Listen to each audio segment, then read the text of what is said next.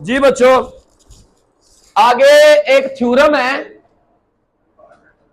Limit का एक theorem है, उसकी मैं बात करने जा रहा हूं। आसान, बहुत आसान। इधर देखिएगा सारे बच्चे जरा। लिमिट लगी हो, ये मैंने एक वैसे एक फॉर्मूला समझ लें, एक थ्योरम समझ लें जो मैं लिखने लगा हूं, और इससे रिलेटेड जो है वो जो भी क्वेश्चन होंगे हम करेंगे। मैंने आपको लास्ट टाइम बताया था बच्चों, जब कभी भी आप किसी भी लेवल पे बैठे, आपको लिमिट वाला जब भी कोई क्वेश्चन आएगा ना, कभी भी कोई क्वेश्चन आएगा, आपका काम यह है कि सबसे पहले हमने, बोलो आवाज नहीं आई, लिमिट अप्लाई करनी है। सबसे पहले दोनों उड़ जाओ, यहां से पीछे जाओ। सबसे पहले हमने लिमिट अप्लाई करनी है। देखें फॉर एग्जांपल मैं कहता हूं जी x raise to power n minus A raise to power n, ये कुछ भी एक फॉर्म लिखी है, मैं इसको थ्योरम का नाम दे दूं, मैं फॉर्म का नाम दे दूं, एक लिमिट वाला क्वेश्चन है, उसकी मैंने एक जनरल फॉर्म लिखी है। यार आइंदा के बाद याद रखना, मैं आऊंगा, मैंने ना आपको डिफरेंट केसेस पढ़ाने हैं लिमिट्स के, या यूं कह लें डिफरेंट थ्योरम्स पढ़ाने हैं लिमिट्स के। तो ये एक ना लिमिट का एक थ्योरम है कि सिंपल लिमिट लगी हुई है, लिमिट लगी हुई है और आगे कुछ ना कुछ नजर आ रहा है आपको। आपका काम क्या, मैंने जो आपकी बेस बनाई है अभी तक लिमिट के बारे में, क्या करते हैं हम, यही बोलना भी यही है। सबसे पहले हम लिमिट अप्लाई करो, जहां जहां वहां वहां ए लगाना, लगा के देख लो इधर क्या बनेगा, a raise to power, a raise to power क्या बन जाएगा, और नीचे भी क्या बन जाएगा, 0। तो ये कौन सी फॉर्म है, लेकिन इसका ना डायरेक्ट आंसर हम लिखते हैं प्रूफ करके, इसका डायरेक्ट आंसर लिखते हैं हम प्रूफ करके। और ये किसके इक्वल होता है, ये बराबर होता है n a raise to power n minus 1, where n belongs to integers. Integers आपको पता है ये पॉजिटिव भी होते हैं और नेगेटिव भी होते हैं। ये आपका एक थ्योरम है, ये थ्योरम कह ले या ये फॉर्मूला कह ले या ये कह ले, ये आपकी मैंने एक फॉर्म लिखी है कि लिमिट लगी हो। मैं देख लूं इसका प्रूफ भी है, तुम्हारे सिलेबस में है, चलो फिर साथ ही रगड़ देंगे हम। बच्चों इधर इधर इधर इधर क्या कह रहा है ये भला, ये आपको क्या कह रहा है, लिमिट लगी हो, शाबाश, क्या लगी हो, लिमिट लगी हो, और इस तरह की फॉर्म हो। इस तरह की फॉर्म से क्या मुराद है, इस तरह की शक्ल हो। सर आपने ये डायरेक्ट कैसे लिख दिया, आंसर आपके सबके ज़हन में आ रहा होगा, सर इसको आप फाइंड आउट करें, सर आप इसको सिंप्लीफाई करें, सर लिमिट अप्लाई करने से इनडिटर्मिनेट फॉर्म बन रही है, सर आप इसको सिंप्लीफाई करें, सिंप्लीफाई करने के बाद जो आंसर आता है सर वो लिखे। सिंप्लीफाई करने के बाद एक्चुअली में ये आंसर आता है। जब हम इसको सिंप्लीफाई कर लेते हैं ना, सिंप्लीफाई करने के बाद ये आंसर आता है, और वो जो आंसर आता है वो मैंने पहले लिख दिया। सर कैसे आता है, ये मैं प्रूफ पढ़ाऊंगा, अभी आप मान लो, अभी आप मान लो कि जी इसका ये आंसर होता है इस शक्ल से, मुराद इसका क्या मतलब क्या है सर, ये ऐसी फॉर्म नजर आना, वेरिएबल की कोई, मेरे साथ जरा रीड करना, वेरिएबल की कोई और कांस्टेंट की भी कोई, और डिनोमिनेटर में वो विदाउट पावर फैक्टर पढ़ाओ, और वेरिएबल किसको अप्रोच करे, उस कांस्टेंट को। इसकी एग्जांपल्स देखना, इसकी एग्जांपल्स ये लो, limit x approaches to 3, x की पावर 5 माइनस 3 की पावर 5 ओवर x माइनस 3, क्या जवाब आएगा, जुबानी यार एक मिनट, मैं डायरेक्ट जवाब क्यों लिख रहा हूं, आप कहेंगे सर लिमिट लगाने सर इसकी इनडिटर्मिनेट फॉर्म बनती है। सर डायरेक्ट लिमिट लगाने से इसकी इनडिटर्मिनेट फॉर्म बनती है, तो हम कुछ ऐसा पढ़ रहे हैं कि लिमिट लगाने से अगर इनडिटर्मिनेट फॉर्म बनती है तो हमने डायरेक्ट प्रूव करने के बाद ये आंसर निकाला हुआ है, प्रूव के बाद। सर आपने अभी प्रूफ तो पढ़ाया नहीं, हाँ जी नहीं पढ़ाया, मैं पढ़ाऊंगा इसका प्रूफ, इसको प्रूव करके दिखाऊंगा। अभी फिलहाल मान लो इसको कि हाँ जी किसके इक्वल होगा, पढ़े जरा क्या लिखा हुआ है, आवाज नहीं आई, n a raise to power n minus 1, n a raise to power. आप बताएं इसमें n का काम कौन कर रहा है, 5, शाबाश, n का काम कौन कर रहा है 5, और a का काम कौन कर रहा है 3, तो बोले 5 इंटू 3 की पावर, आवाज नहीं आई, 5, तो इसका आंसर आ जाएगा 405। ये 81 हो जाएगा। 81 को जब 5 से मल्टीप्लाई करवाएंगे तो ये आंसर आ जाएगा। देखो यही आता है 81 मल्टीप्लाई बाय 5। हाँ जी, और बोलो ना, खत्म हो गया। आगे आगे, अभी नहीं अभी नहीं अभी नहीं, हिलना नहीं अपनी जगह से, जरा 1 मिनट देना मुझे। x अप्रोचेस टू 2, x की पावर 5 माइनस 2 की पावर 5 ओवर x माइनस 2। बोलो बोलो बोलो बोलो, आंसर बोलो, शाबाश। आवाज कम है यार। 5 इंटू 2 की power 5 minus 1 is equal to 5 into 2 की पावर, और 2 की पावर 16 होता है, तो कितना आंसर आ गया? ये 80 आ गया। हिलना नहीं अपनी जगह से। लिमिट x अप्रोचेस टू 2, इसी तरह a की पावर m, इधर इधर इधर, a की पावर m माइनस x की पावर m ओवर x की पावर m ओवर a की power m over x minus a। बोलो हाँ, आवाज नहीं आई, शाबाश शाबाश शाबाश। m a की पावर, अब n का काम कौन कर रहा है? m। इसी तरह लिमिट बोलते जाना, x अप्रोचेस टू 2, x की power, x approaches to -2, x की पावर -2, x की पावर -3, 2 की पावर -3 ओवर x -2। बोलो हाँ, n का काम कौन कर रहा है? सबको याद हो गया ये देखकर। n कौन है इसमें? फार्मूला क्या है? n a raise to power, answer याद हो गया होगा, n a raise to power, हाँ, -3 इंटू a कौन है? 2 है, -2 नहीं, ओनली 2। 2 की पावर n माइनस 1, -3, तो आंसर कितना आया? -3, 2 की पावर -4, और 2 की पावर -4 को मैं लिख सकता हूं नीचे ले जाकर 2 की पावर 4, और 2 रेज टू पावर 4 16 होता है, -3 ओवर 16। अभी ये मैं कहना क्या चाह रहा हूं, अब सुननी है बात। चाहे पावर पॉजिटिव हो या पावर नेगेटिव हो, पॉजिटिव हो या नेगेटिव हो, इधर देखें, n belongs to integer, positive negative सारे ही, नॉन नेगेटिव भी, जीरो पे भी वैलिड है। ये इंटीजर वाला सेट पता है कौन सा होता है? ये कब वैलिड है? ये थ्योरम कब वैलिड है? इंटीजर वाला सेट होता है z is equal to +-1 +-2 +-3 so on, सारे प्लस के भी और सारे माइनस के भी। अच्छा, कब वैलिड नहीं है? दोबारा अगेन बच्चों, इधर इधर इधर इधर, शाबाश। x अप्रोचेस टू 2, x की पावर 1/2 -2 की पावर 1/2 ओवर x -2। जी बच्चों, इधर इधर इधर इधर देखना जरा, ये वैलिड नहीं है। क्यों नहीं वैलिड? ओए, इसकी n का काम कौन कर रहा है? इसमें n का काम कौन कर रहा है? 1/2। और पावर कितनी है? ऐसे लगा देता हूं, चले ऐसे लगा देता हूं, ऐसे लगा देता हूं। अब बोले शाबाश। हाँ, x रेज टू पावर और 2 की पावर भी, n का काम कौन कर रहा है? ऊपर वो पावरों, ऊपर सेम पावर्स हो और नीचे पावरों के बगैर हो, ऊपर सेम पावर्स हो और नीचे पावरों के, ऊपर सेम पावर हो नीचे पावरों के, ऊपर सेम पावर हो नीचे पावर्स के बगैर हो। लेकिन ये पावर जो है वो किसको बिलोंग करनी चाहिए? आवाज नहीं आई। लेकिन ये इंटीजर वाले सेट में से, तो इस पे ये वैलिड नहीं है। क्रॉस।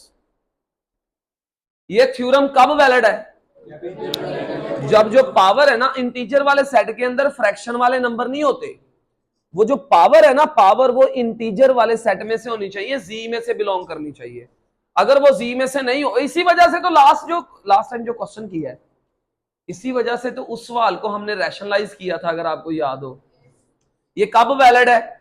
बोलो कब वैलिड है? जब पावर, चाहे पावर, आवाज नहीं आई, चाहे पावर, चाहे, लेकिन पावर फ्रैक्शन वाली ना हो। एक और, अभी नहीं, जरा इसको जरा और खींचना, इसको जरा और खींचना। हाँ जी, शाबाश।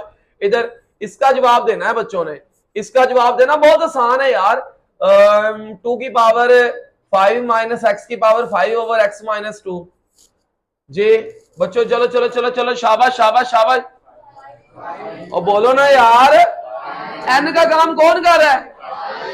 आवाज नहीं आई तो क्या आएगा? 5 इंटू 2 की पावर 5 माइनस 1। तो आंसर कितना आया? ये कितना हो गया? 16 80। तो सवाल हो गया आपका गलत। सर जी ये गलत क्यों है? सर इसको क्या मसला है? और भाई वो फॉर्म नहीं है, नहीं समझ रहे ना। ये फॉर्म क्या कहती है पहले ये बताएं जरा। आवाज नहीं आई। और भाई मेरी बात सुने, अगर वेरिएबल पहले है तो नीचे भी वेरिएबल पहले है। पावर तो सेम होनी चाहिए है, दोनों पे पावर सेम हो, लेकिन अगर ऊपर कांस्टेंट माइनस वेरिएबल है तो फिर नीचे भी कांस्टेंट माइनस वेरिएबल होना चाहिए कि नहीं होना चाहिए? अगर ऊपर कांस्टेंट माइनस वेरिएबल है तो नीचे भी कांस्टेंट माइनस वेरिएबल हो। समझे मेरी बात? क्या फर्क है भाई? इसको देखो जरा,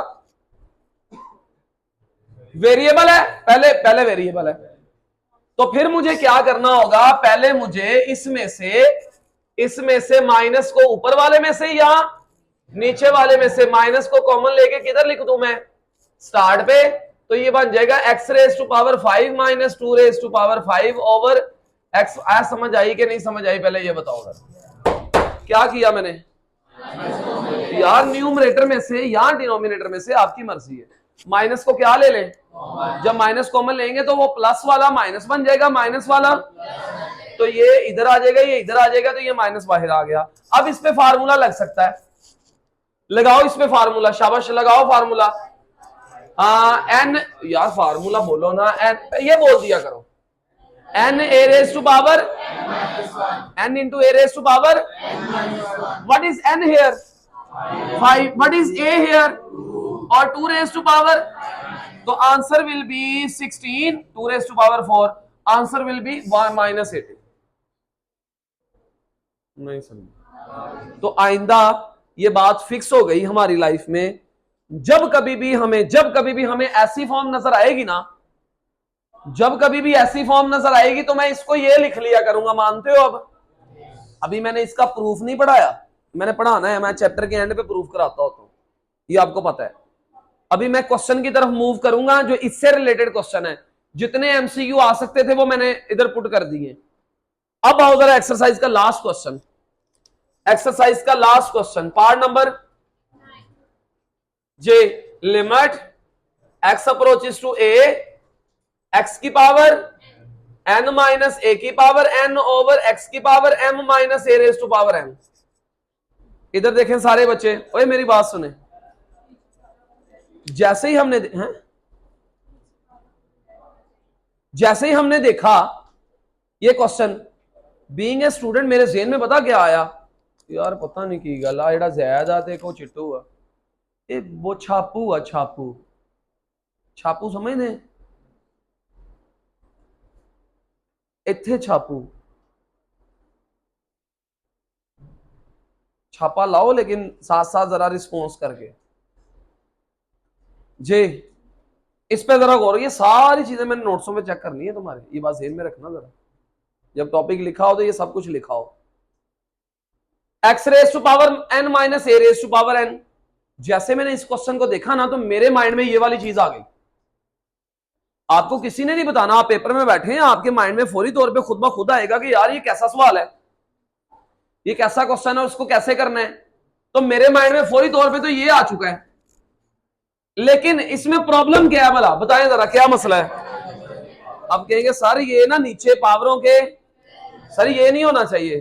चलो फिर एलो, ओके मान लोगे? केड़ा कहता यस, मान लोगे अगर मैं ऐसे रेज कर दूं? नहीं भाई सर ऐसे कैसे आप रेज कर दें, इधर एम है इधर भी एम है, ऊपर क्या है पावरें, नीचे।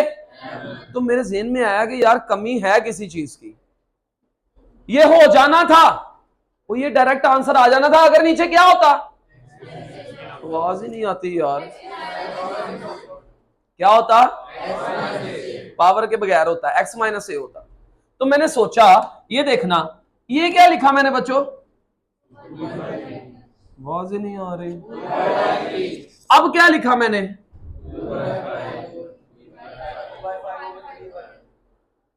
क्या इससे कोई फर्क पड़ा उसको? और अगर न्यूमरेटर के डिनोमिनेटर में कोई नंबर लगा दे और डिनोमिनेटर के डिनोमिनेटर में कोई नंबर लगा दे तो इससे कोई फर्क है?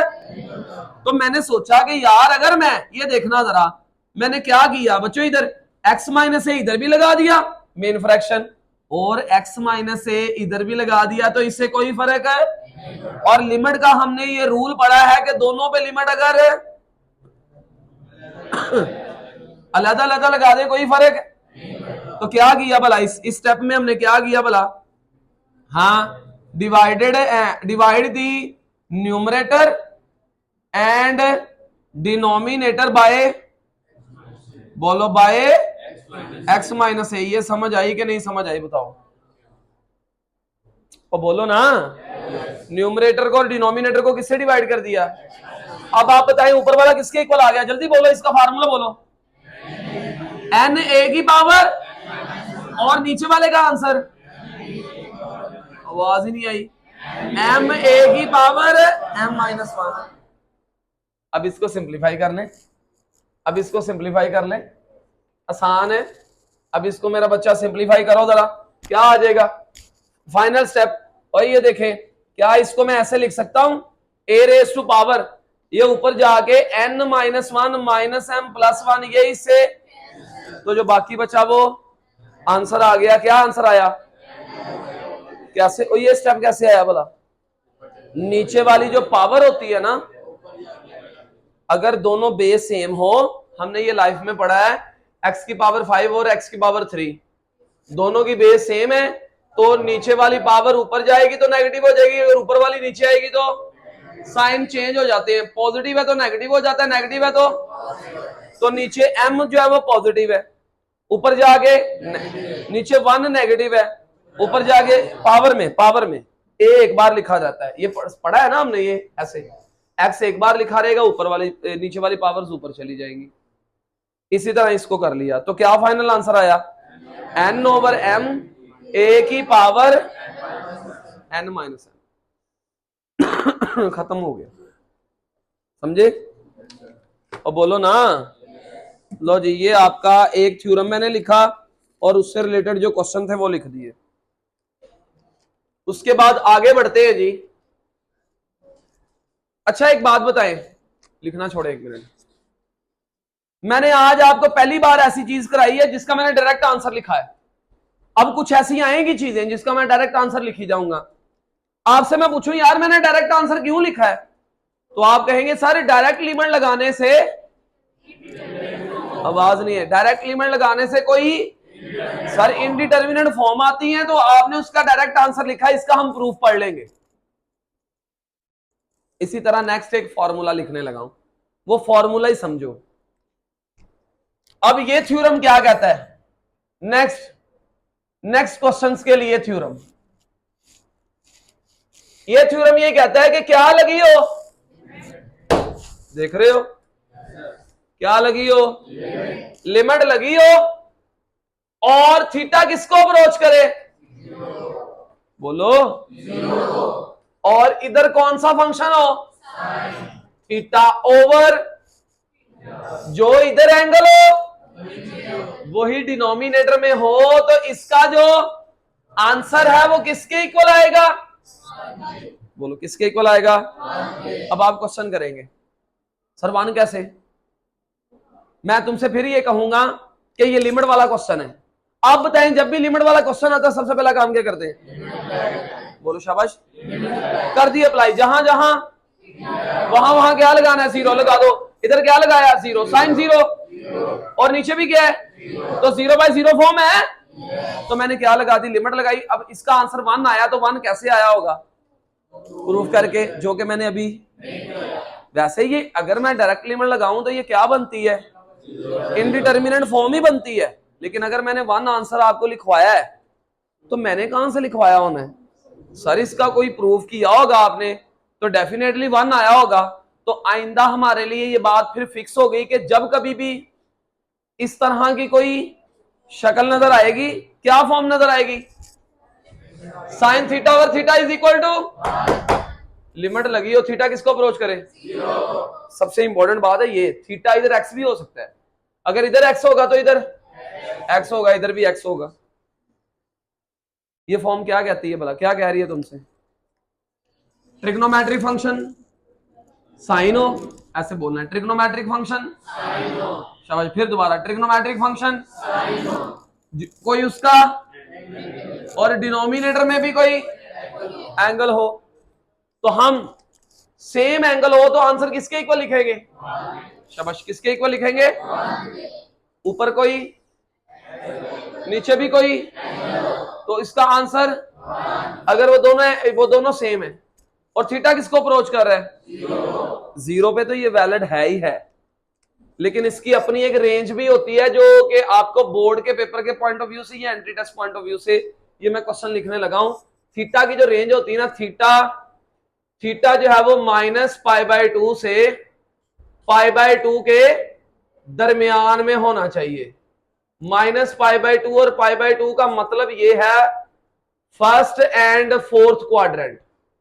अभी फिलहाल इस पे मैं नहीं बोलूंगा अभी जस्ट फॉर एमसीक्यू, क्योंकि जब मैं प्रूफ पे जाऊंगा ना, जब मैं प्रूफ करूंगा उस वक्त जाके मैं इस पे लाजमी बोलूंगा, अभी नहीं बोल रहा, अभी मैं सिर्फ लिख रहा हूं कि थीटा की रेंज क्या है भला, -π/2 से π/2, -π/2 से, हाँ मैं जाऊंगा जब इसका प्रूफ पढ़ाऊंगा उस वक्त जाके इस पे मैं ज्यादा बोल पड़ूंगा। अभी फिलहाल तुम ये इसको फोकस करो, अभी मेन फॉर्मूले को फोकस करो। क्या मेन फार्मूला, लिमिट लगी और थीटा अप्रोचेस टू 0, शाबाश, लिमिट लगी और theta approaches to 0, sine theta और theta is equal to, sine theta और थीटा इज इक्वल टू, और लिमिट लगी हो theta approaches to, theta over sine theta भी किसके इक्वल है, तो यार इधर reciprocal, sine theta over theta, ये क्या लिखा मैंने, बोलो बोलो बोलो बोलो, शाबाश, और थीटा ओवर साइन थीटा हो फिर भी आंसर, क्योंकि 1 का रेसिप्रोकल, अभी मैंने ये 2 याद कराए, मैंने बहुत सारे याद करवाने, अभी तो मैंने 2 याद कराए हैं, और सिर्फ किससे याद करवाया है, साइन, ट्रिग्नोमेट्रिक फंक्शन सिर्फ साइन के साथ, सिर्फ अभी साइन के साथ याद करवाया सब बच्चों को। लिमिट लगी और थीटा किसको अप्रोच करे, थीटा 0 को अप्रोच करे, और साइन थीटा और थीटा हो तो किसके इक्वल है, और अगर सर ये हमें कौन बताएगा, सर हमें कौन बताएगा ये लगना है, सर हमें कौन बताएगा ये लगना है, हमें कौन बताएगा ये लगना है, हमें कौन, ओ भाई ये किस पे डिपेंड करता है, देखिए ना क्वेश्चन की अगर फॉर्म इस तरह की हुई, ये देखो ये आया पेपर में, मुझे किसने बताया भाई ये फार्मूला लगना है, मेरे दिमाग ने बताया क्योंकि मैंने वो चीज पढ़ी हुई थी। इस तरह की शक्ल आएगी तो आपको किसी को आपको कहने की जरूरत ही नहीं है, आप फौरी तौर पे इसको फोकस करेंगे, आपको पता है भाई ये लगना है। मैं एक एग्जांपल लिखने लगा हूं, सारे बच्चे मेरे साथ हैं, इधर इधर बच्चों इधर पढ़ो, इसको पढ़ो पढ़ो पढ़ो, क्या लिखा हुआ है, आवाज ही नहीं आती आपकी, लिमिट साइन 7x ओवर, ये आ गया पेपर में, छोटा सा एमसीक्यू आ गया, कहते हैं इसका आंसर बताओ। अच्छा एक बात बताएं, मैंने तो आपको कहा हुआ था कि जब भी लाइफ में आपको लिमिट वाला क्वेश्चन आए तो आपने सबसे पहले, मैं आपसे सवाल पूछ ले तो मैं लिमिट क्यों नहीं अप्लाई कर रहा डायरेक्ट, सर जी आप लिमिट अप्लाई करेंगे तो इन करके देख लो, जहां पे एक्स आता वहां पे क्या लगाना है, इधर 0 लगाया, साइन 0 और नीचे भी, तो ये कौन सी फॉर्म है, मैं इसलिए नहीं लगा रहा। फिर हमने इसका डायरेक्ट फार्मूला पढ़ा हुआ है, ऐसी शक्ल का डायरेक्ट फार्मूला पढ़ा हुआ है, क्या फार्मूला पढ़ा है, sine theta over theta is equal to, कब लिखा जाएगा 1, जब ऊपर साइन के पास जो एंगल है और नीचे भी क्या होगा, साइन का एंगल बोलो, हाँ साइन का एंगल बोलो, नीचे क्या है, क्या होना चाहिए नीचे, किसकी कमी है, तो मैं क्या करूं, मैं देखें जरा इधर इधर इधर थोड़ा सा अकल के साथ, मेरे ज़हन में फार्मूला जो है मैंने सोचा कि यार इसका एंगल बनता है 7x, तो नीचे भी 7x चाहिए, तो मैंने 7 से, ये देखें 7 से नीचे भी लगा दिया, इसको बैलेंस करने के लिए इधर भी लगा दिया।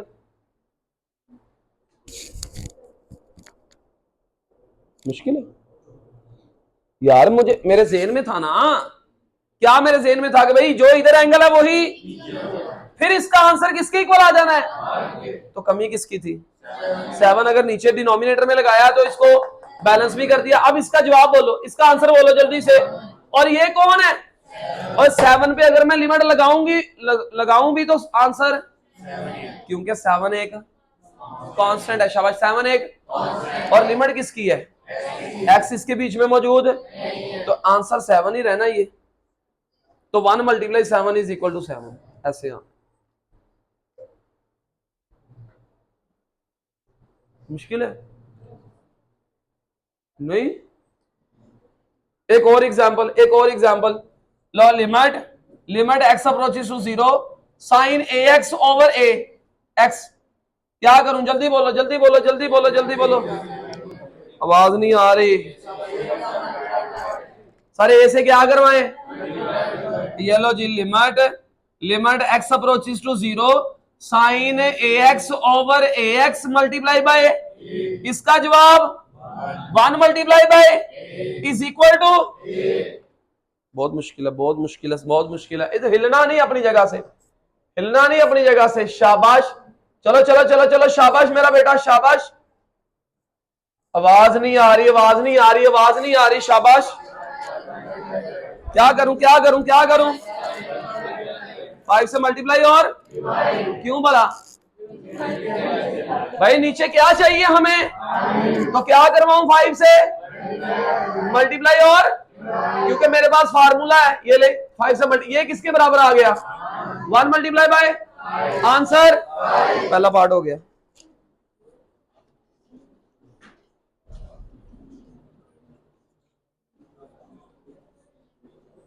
ये आपकी एग्जांपल है थीटा के साथ। एग्जांपल नंबर 7, लेकिन किसके साथ है, थीटा के साथ। इधर थीटा लगा दे, जहां जहां एक्स आता है वहां थीटा लगा दे, देख ली होगी आपने, वो बोलो ना। आगे part number two, limit x approaches to 0 sin x degree over, इधर मेरा बेटा, इधर शाबाश, इधर हो, शाबाश बोलो ना, क्या हो गया, परेशान हो गए हो, हाँ जी, कि मेरे शूज देख रहे हैं, हाँ इधर नजरा नीचे कर लिया ना जी बेटा। और क्या लिखा हुआ है, साइन एक्स डिग्री, और यार अगर ऊपर डिग्री है तो नीचे भी क्या हो, लेकिन ये विदाउट ट्रिग्नोमेट्रिक फंक्शन है, तो जो विदाउट ट्रिग्नोमेट्रिक फंक्शन होता है ना, वो रेडियन में ही अच्छा लगता है, उसको डिग्री में ना लेके जाओ, डिग्री तब लगाओ जब इसके पास कोई ट्रिग्नोमेट्रिक, तो इसको रेडियन में ले जाओ, इसको डिग्री को खत्म कर लो, ऊपर वाली डिग्री को खत्म कर लो, ऊपर वाली डिग्री को। अब यहां पे फर्स्ट ईयर का काम आएगा, फर्स्ट ईयर का कह रहा हूं, सॉरी 10th क्लास का काम आएगा, मैं सेकंड ईयर पढ़ा रहा हूं, उनको भी यही पढ़ा रहा था। अच्छा, इधर 10th क्लास में अगर आपको याद हो, डिग्री से रेडियन में आना, और वैसे भी आपने पिछले चैप्टर पढ़े, मैं 10th क्यों कह रहा हूं, चलो जिसने अगर पीछे वाला नहीं पढ़ा तो 10th तो पढ़ी है ना। डिग्री से किधर आना, और रेडियन से, और मुझे बताएं जरा, अगर डिग्री से रेडियन में आते हैं तो क्या करते हैं भला, π/180 से, समझ आई कि नहीं समझ आई, पहले ये बताओ। फेडरल में भी था ये, नहीं था, ट्रिग्नोमेट्री नहीं पढ़ी है ना, डिग्री से रेडियन में आना और रेडियन से डिग्री में आना, तो जब भी डिग्री से हम रेडियन में आते हैं तो मल्टीप्लाई करते हैं π/180 से, ये हमने पढ़ा हुआ है, ये मैंने खुद से कुछ नहीं किया, ये यूनिट कन्वर्ट किया, यूनिट कन्वर्ट अपने क्वेश्चन को सीधा करने के लिए। हाँ, मेरा मेरा रूल क्या कहता है, ठहरो वापस आओ जरा। रूल क्या कहता है, जो इधर वही डिनोमिनेटर में होना चाहिए, लेकिन इधर एंगल किसमें था, आवाज नहीं आई, मैं पहले उसको किसमें ले आया। अब मुझे बताओ जरा, ये वाला एंगल क्या बन गया, पढ़ो इसको, साइन एक्स पाई ओवर, शाबाश, साइन एक्स पाई ओवर, ये सारा मेरा किसका काम कर रहा है अब, थीटा का। नीचे भी क्या चाहिए, 1 मिनट पड़ा है, चेक करें टाइम, टाइम चेक करो भी।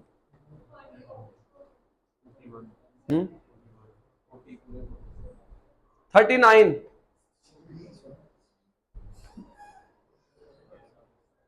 अच्छा, आगे बस, क्यों भाई, ये समझ आ गई बच्चों।